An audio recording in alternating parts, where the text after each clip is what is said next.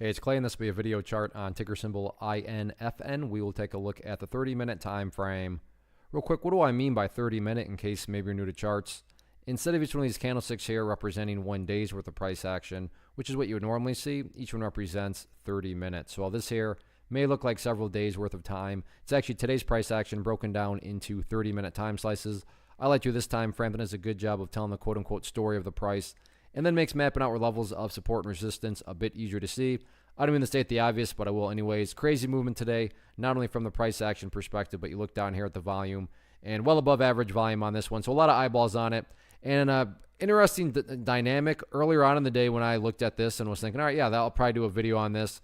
The chart looked like that right there. So in my mind, you know, the level that really stood out was right there around, in fact, I'll just map it out here because this will make sense. But right there at $3.30, you can see that was a consolidation area. And I was like, okay, it's looking like this thing could potentially get a move upwards. And life happens, you just lose track of things. And all of a sudden, I look at it, and now the price is broken down below that area of resistance, which leads into the first update and the first key level of resistance going into Friday.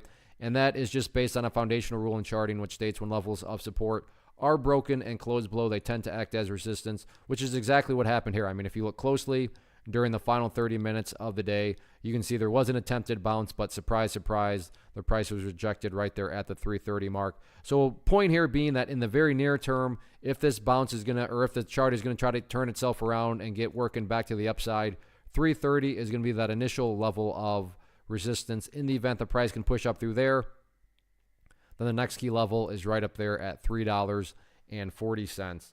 Now, the thing that's looking pretty, nothing's guaranteed, but it would not be shocking, especially with the breakdown this afternoon on the increasing volume. It's looking like the price will probably at least go down to 315, if not fall even further.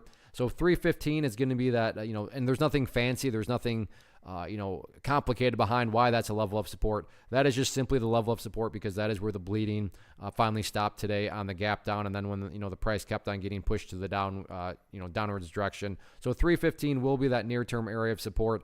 If that level cannot hold, then yeah, this thing could just get a whole lot worse. But as of right now, the chart's trying to show some signs of strength. We'll see how this closes out the week on Friday. One of the biggest questions I get is, hey Clay, how do you find the stocks that you trade? So what I've done is put together a free resource guide where I talk about the tools that I use to locate stocks that I find interesting and think may have potential. So if that sounds like something that could add value to you as a trader, then click on the image that is up on the screen right now and I will email you the guide. The guide itself is very short and to the point, and best part, it's completely free. Thanks for watching the video. Let me know if you have any questions.